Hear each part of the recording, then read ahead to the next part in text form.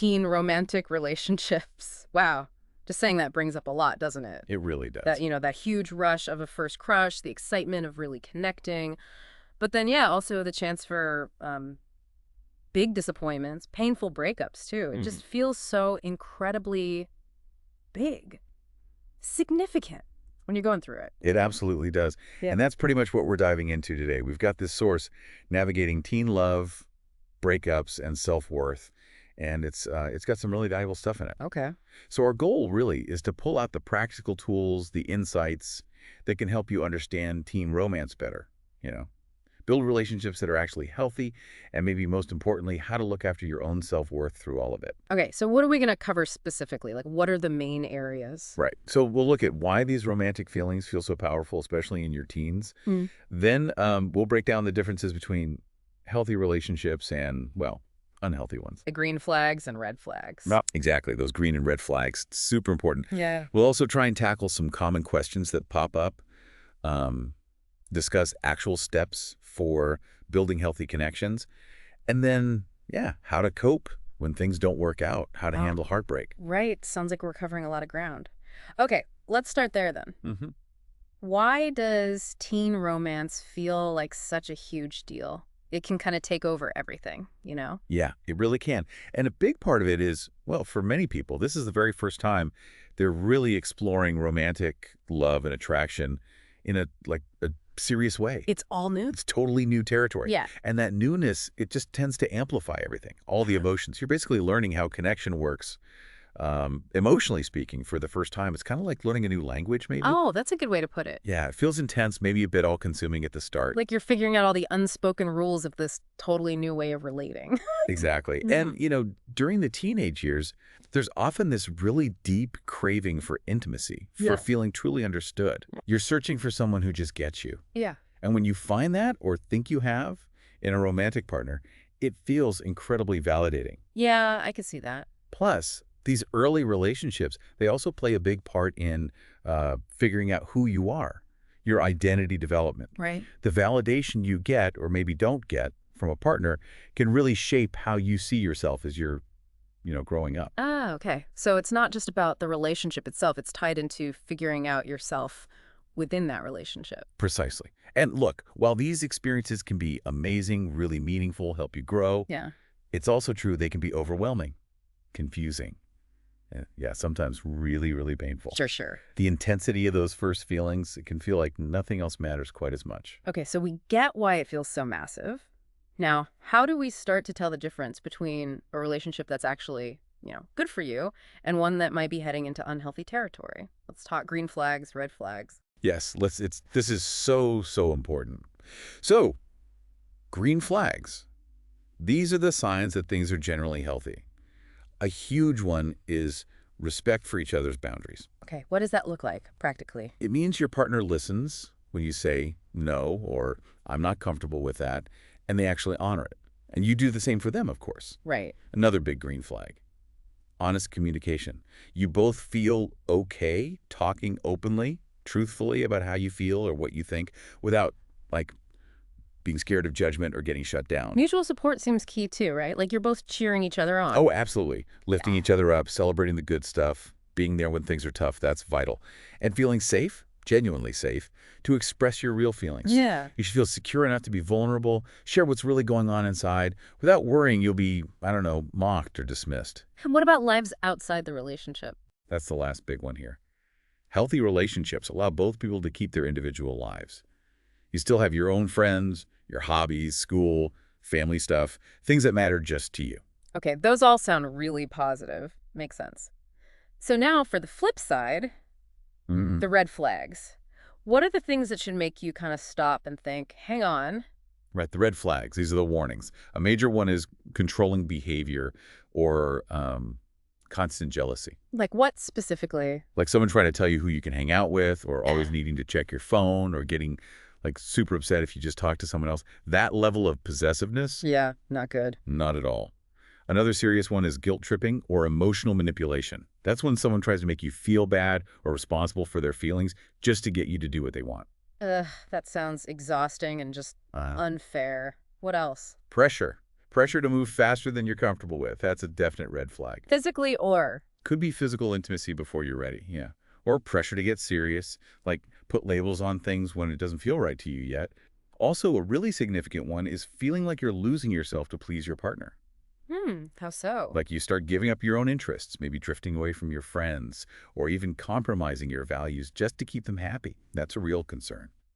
And finally, if you often feel afraid to say what you really think or feel, big red flag. Okay, so if you boil it all down, what's the core difference? Healthy versus unhealthy. Well, zooming out, real love, the healthy kind, isn't about control or pressure or fear. It just isn't. It's built on a foundation of trust. It's about growth, so supporting each other's growth.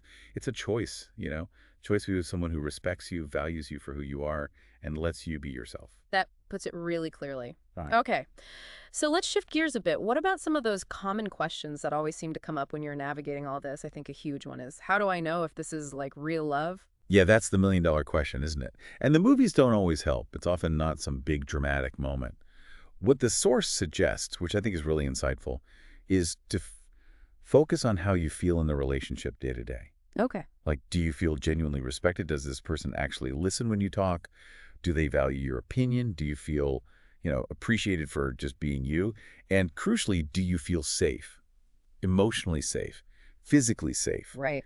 If those things are consistently there, that's a really strong sign of a healthy, caring connection. You could definitely call that love. It's less about, I don't know, constant butterflies and more about that secure, positive feeling. That feels much more tangible, less abstract. Okay, here's another one that comes up a lot, especially in school settings. Everyone else is dating. Am I behind? That pressure can feel intense. Oh, yeah, the comparison trap. It's so easy to look around and feel like you're not keeping up, right? But the absolute truth is everyone's emotional timeline is different. Everyone's readiness for relationships is unique. So there's no right time. No, there's no race. Yeah. There's no finish line you're supposed to reach by a certain age. Honestly, feeling pressured to jump into something just because others are, that can lead you into relationships that aren't right or aren't fulfilling. It's so much better to wait until you feel ready and for a connection that feels genuinely good to you. That's really reassuring, I think. Okay, next question. Can a relationship make me happy? Sometimes it feels like people see finding a partner as like the ultimate key to happiness. That's a tricky one. Look, a healthy relationship can definitely add a lot of joy and fulfillment to your life. Yeah. For sure. But it's really, really important to understand it shouldn't be your only source of happiness. Right. Your main source of happiness, ideally, comes from within you. Your self-worth, your passions, your friendships, family, all that stuff. A relationship should add to the happiness you already cultivate, not be the entire foundation it rests on. That's actually putting way too much pressure on the relationship itself. Makes it fragile. That makes a lot of sense. Takes the pressure off. Okay, finally, let's talk about the fear of breakups. What if they break up with me?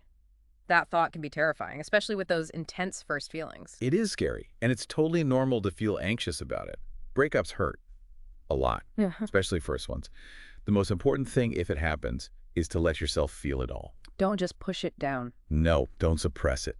The sadness, the anger, confusion, grief, whatever comes up, let it out. Talk to someone you trust, write it down, cry if you need to. Acknowledging the pain is step one.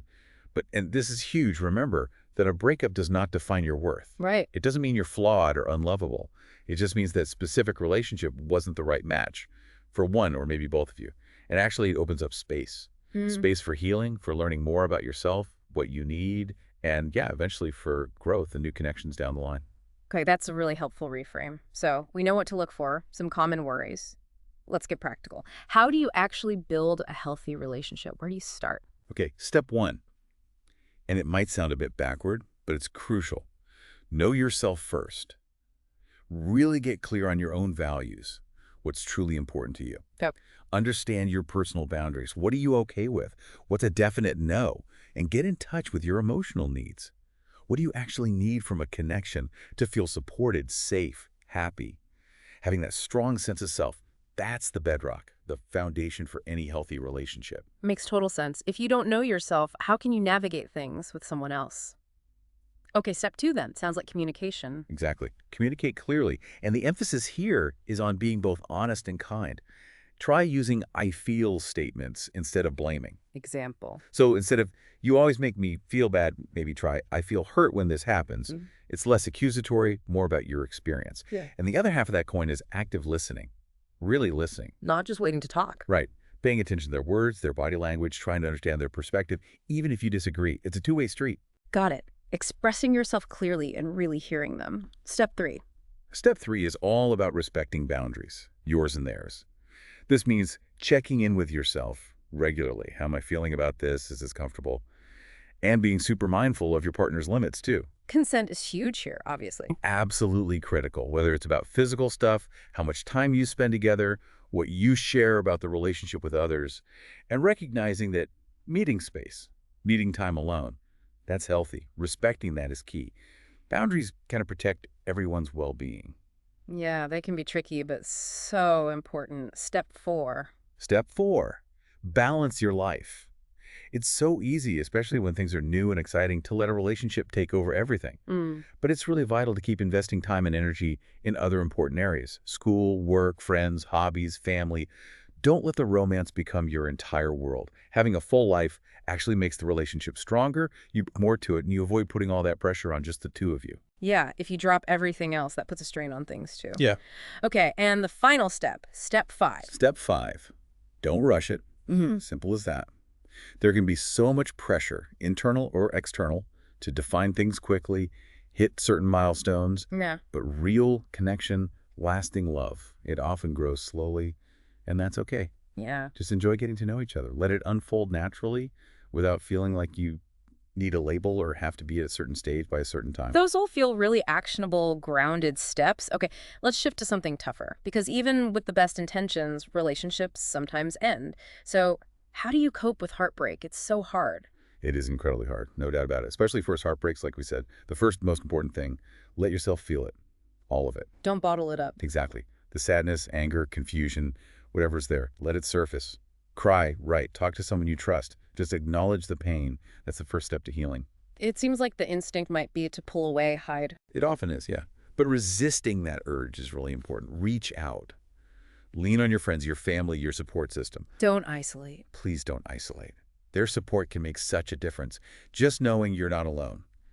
And another really practical tip, especially now, maybe take a break from their social media. Oh, yeah. Good one. Constantly seeing updates, pictures. It just prolongs the pain, makes it harder to move forward. It's okay to mute, unfollow, whatever you need to do to create some space for yourself to heal. That feels essential in today's world. What else helps you heal? Focus on self-care. Do things that usually bring you comfort or joy, even if they feel a bit pointless right now. Like what? Get outside, read, listen to music, dive back into a hobby, try something new maybe. Remind yourself of the things you enjoy, the things that make your life meaningful outside of that relationship. And keep telling yourself, even when it feels impossible, that the pain is temporary. It will lessen over time. And maybe the most crucial reminder, a breakup does not mean you are unlovable. It doesn't mean something's wrong with you. It just means that particular relationship wasn't the right fit, period. That is such an important message to hang on to. Okay, finally, the source offers some really powerful affirmations related to relationships. Can you share a few? Yeah, these are great. Things you can say to yourself, maybe write down. Like, I am worthy of love that respects my whole self. I don't have to settle for a relationship that hurts me. I am enough with or without a partner. Powerful. Yeah. I can grow through heartbreak and still believe in love. And this one. The right love will never make me question my worth. Wow. Those are really grounding. A great reminder of your own value no matter what. Okay, so as we wrap up this deep dive, what's the main takeaway? The big message? I think the biggest thing is that romantic relationships, especially when you're young, they're huge learning experiences. You learn so much about love, sure, but also about trust and maybe most of all about yourself. And it's okay to feel all the things, right? The highs, the lows, the confusion. It's all valid. Totally valid. It's part of the journey. And you absolutely have the right to take your time navigating it all. No need to rush. No need to follow anyone else's script. And importantly, it's okay, actually. It's a sign of strength to walk away from something that doesn't feel right. That doesn't mean anything negative about you, and it definitely doesn't mean you stop believing that good connections are out there. Exactly right. You have the power to choose relationships that feel good, that support you. Hold on to that belief that better is possible. So maybe here's a final thought for you, the listener, to consider. How can really understanding your own needs, your own boundaries, how can that empower you in all your relationships, romantic or otherwise? Definitely something to chew on. Thanks so much for exploring this with us.